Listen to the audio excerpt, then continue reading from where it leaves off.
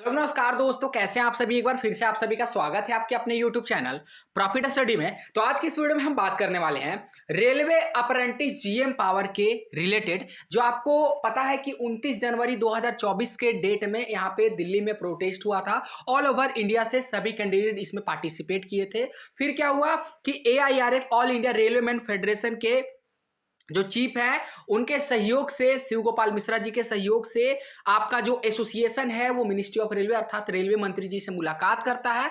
और वहां पे मिनिस्ट्री ऑफ रेलवे का कहना है कि आपका जो जो मांग है उसे आप एक मेमोरेंडम, एक रिटर्न बनाकर हमें दीजिए, ताकि जो भी आपका मांग रहेगा, जो भी पॉसिबल लागू करना रहेगा, हम उसे लागू करेंगे। तो आज की इस वीडियो में हम ये देखेंगे कि कौन कौन सी मांगे ऐसे हैं जो स्टूडेंट पिछले वीडियो में कमेंट करके भी बताया और निरंतर सभी साथियों का यहाँ पे सुझाव आ रहा कि ये सारी मांग जो है मिनिस्ट्री ऑफ रेलवे के सामने रखना चाहिए और इसके रिगार्डिंग मिनिस्ट्री ऑफ रेलवे का क्या फैसला आ सकता है इसके बारे में हम बात करेंगे। तो चलिए वीडियो की शुरुआत करते हैं। इससे पहले जितने के चैनल पे फर्स्ट टाइम है सब्सक्राइब नहीं किए, फटाफट करके सब्सक्राइब कर दीजिएगा ताकि रेलवे से related A to Z information आप लोगों को मिलती रहे। डिस्क्रिप्शन में आपको टेलीग्राम ग्रुप, व्हाट्सएप ग्रुप का लिंक मिलेगा, जरूर ज्वाइन हो जाएगा। हर तरह का लेटेस्ट इंपॉर्टेंट अपडेट आपको वहां पे प्रोवाइड कंटिन्यू किया जाता है। साथियों, अगर आप भी रेलवे के किसी एग्जाम का प्रिपरेशन कर रहे हो तो आज की इस वीडियो में आप लोगों के लिए एक बेस्ट बुक लेके आए हैं जो आपका रिलीज किया गया है किरण पब्लिकेशन की तरफ से, जो आपका सामान्य ज्ञान वन लाइनर अप्रोच करके एक बुक आती है। ठीक है, अपनी प्रिपरेशन को और मजबूत और स्ट्रांग बनाने के लिए आप इस बुक का जरूर से जरूर सहारा ले सकते हो।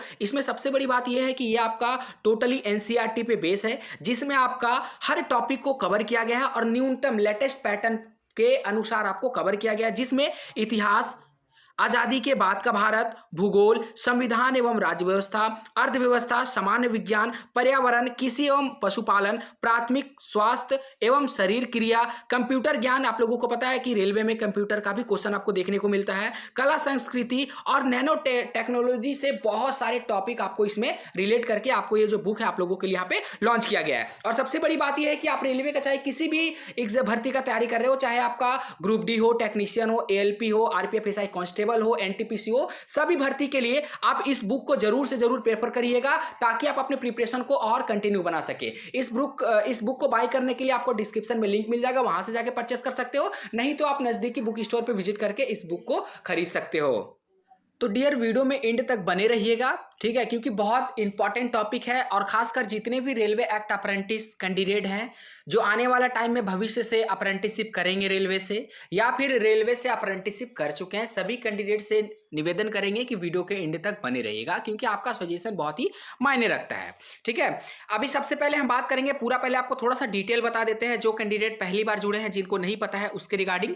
तो देखिए, आपका 29 जनवरी को ऑल ओवर इंडिया से सभी रेलवे एक्ट अप्रेंटिस छात्र दिल्ली गए थे प्रोटेस्ट करने के लिए। किस कारण से प्रोटेस्ट करने के लिए? तो भैया, हमारा जीएम पावर जो था 2015 तक, 2016 तक, 2014 तक, वो फिर से पुनर्बहाल हम लोगों के लिए कर दिया जाए। ठीक है, जीएम पावर की मांग के लिए सभी ऑल ओवर इंडिया से 29 तारीख को दिल्ली गए थे प्रोटेस्ट करने के लिए। तो सबसे पहले वहां पे निर्णय लिया गया कि हम प्रोटेस्ट करने से पहले AIRF, ठीक है, जो आपका all India railway man federation, इनके जो चीफ है शिव गोपाल मिश्रा जी, वो शुरू से ही रेलवे एक्ट अप्रेंटिस को जीएम पावर दिलाने का दिलासा दिए हैं। आज से नहीं, जब से जीएम पावर रेलवे ने हटा दिया है तब से AIRF का कहना है कि हम पर आप भरोसा रखो, हम आज नहीं तो कल आप लोगों के लिए जीएम पावर लागू करवा देंगे, हम हर पल आप लोगों के साथ हैं। ये पर्टिकुलर AIRF के महामंत्री शिव गोपाल मिश्रा जी का कहना है। तो सभी एसोसिएशन, सभी छात्र जो है AIRF के ऑफिस गए जो दिल्ली में स्थित है, न्यू दिल्ली में, वहां पे गए, सारा वार्तालाप हुआ। तो फिर वहां से क्या हुआ कि AIRF के जो महामंत्री शिव गोपाल मिश्रा जी, उनके द्वारा एक सभी को आश्वासन दिया गया कि हम आपका जो मीटिंग है वो मिनिस्ट्री ऑफ रेलवे के साथ अर्थात रेलवे मंत्री जी के साथ यहाँ पे कंडक्ट करते हैं। और फाइनली AIRF और एसोसिएशन के सहयोग से 5 सदस्यों का टीम गठित करने के बाद जो टीम वहां पे सेलेक्ट हुए, उनका जो मीटिंग है वो मिनिस्ट्री ऑफ रेलवे के साथ कंडक्ट हुआ। अभी तक ये न्यूज मिल रहा है। उसके बाद क्या हुआ कि मिनिस्ट्री ऑफ रेलवे मंत्री जी का कहना है कि आपका जो भी मांग है वो आप एक मेमोरेंडम अर्थात रिटर्न तौर पे हमको दीजिए आप। ठीक है, तो उसके बाद वो मीटिंग हो गया वहां पे खत्म। अब फिर से एक दोबारा मीटिंग होने वाला है जिसमें आप लोगों का जो भी मांग रहेगा, जो भी मांग एसोसिएशन निर्धारित करेगा, वो मांग का मेमोरेंडम जाएगा मिनिस्ट्री ऑफ रेलवे और दोबारा दोबारा एक बार मीटिंग एसोसिएशन और मिनिस्ट्री ऑफ रेलवे और AIRF के संदर्भ में कंडक्ट होगा।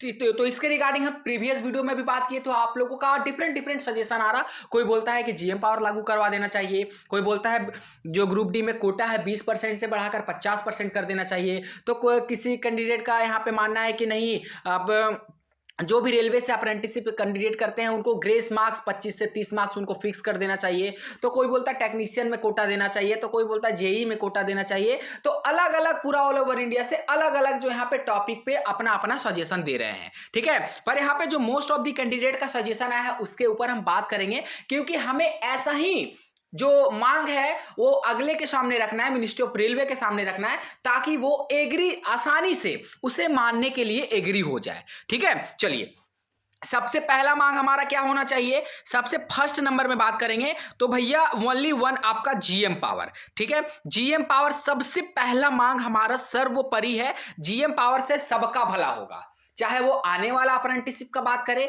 पिछले अप्रेंटिसशिप का बात करें, या फिर जो वर्तमान में अप्रेंटिसशिप कर रहे हैं उनका बात करें। GM पावर एक ऐसा प्लान हो जाएगा जिससे सभी अप्रेंटिसशिप साथियों का भला होगा।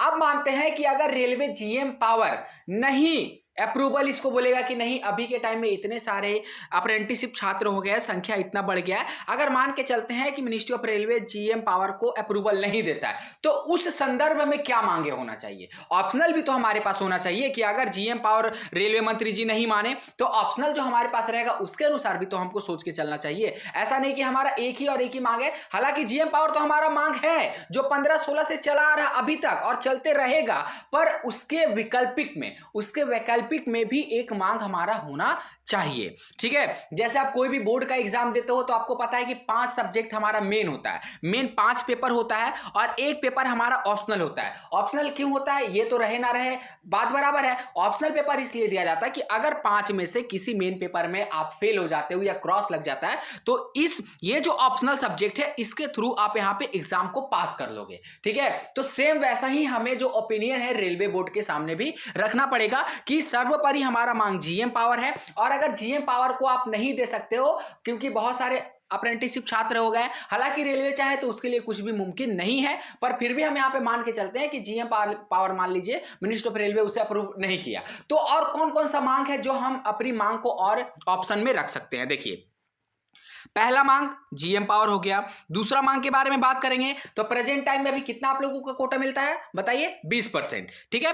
20% आपको ग्रुप डी में, जो अभी ग्रुप सी में मर्ज हो गया है लेवल 1 में, उसमें हमको 20% का कोटा मिलता है। तो इस कोटा को इंक्रीज करने के बारे में बात किया जा सकता है कि जो अभी 20% कोटा दे रहे हो इसे कम से कम बढ़ाकर आप यहाँ पे 50% कोटा तक इसे ले जाइए। तो आगामी जो भी भर्ती आएगा ग्रुप डी का उसमें ITI के खातों में 50% और यहाँ पे जो अप्रेंटिसशिप किए हैं उनके खातों में 50% कोटा आ जाएगा। यह ऑप्शन हो सकता है। उसके बाद दूसरा क्या ऑप्शन हो सकता है, दूसरा ऑप्शन हो सकता है हमारे पास कि जो टेक्नीशियन का भर्ती आता है, क्योंकि रेलवे जो अप्रेंटिसशिप करते हैं खासकर इलेक्ट्रिकल डिपार्टमेंट वाला, मैकेनिकल डिपार्टमेंट वाला, उनको टेक्नीशियन का भी बहुत नॉलेज होता है। तो टेक्नीशियन में ज्यादा तो नहीं तो कम से कम यहाँ पे 20 से 25% कोटा प्रोवाइड किया जाए टेक्नीशियन वाले में, जो एक्ट अप्रेंटिसशिप कैंडिडेट होते हैं। हालांकि अभी वर्तमान समय में बात करें तो एज में रिलैक्सेशन आपको देखने को मिलता है कि जो 25 साल एज होने तक रेलवे से अप्रेंटिसशिप कर लिया तो उसको एज में रिलैक्सेशन देता है मिनिस्ट्री ऑफ रेलवे, ठीक है। तो ये मांग आप ऑप्शनल में रख सकते हो, ठीक है।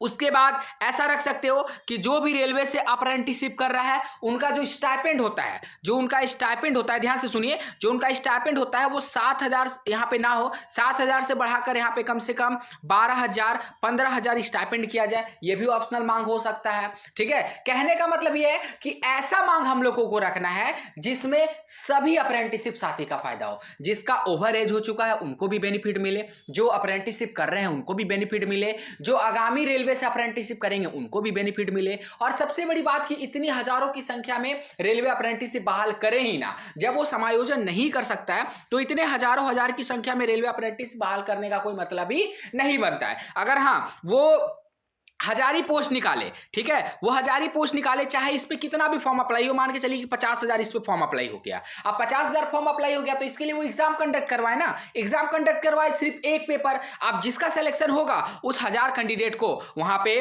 ले लिया जाएगा और उसके बाद जैसे ही उनका CCA सर्टिफिकेट आ जाएगा बस उनको सीधा समायोजन कर दिया जाएगा। या फिर अप्रेंटिसशिप करने के बाद उनका एक और एग्जाम ले लिया जाए, तो वो तो मिनिस्ट्री ऑफ रेलवे के पास बहुत सारा ऑप्शन है, पर डिपेंड ये करता है कि वो कौन सा ऑप्शन चूज करता है।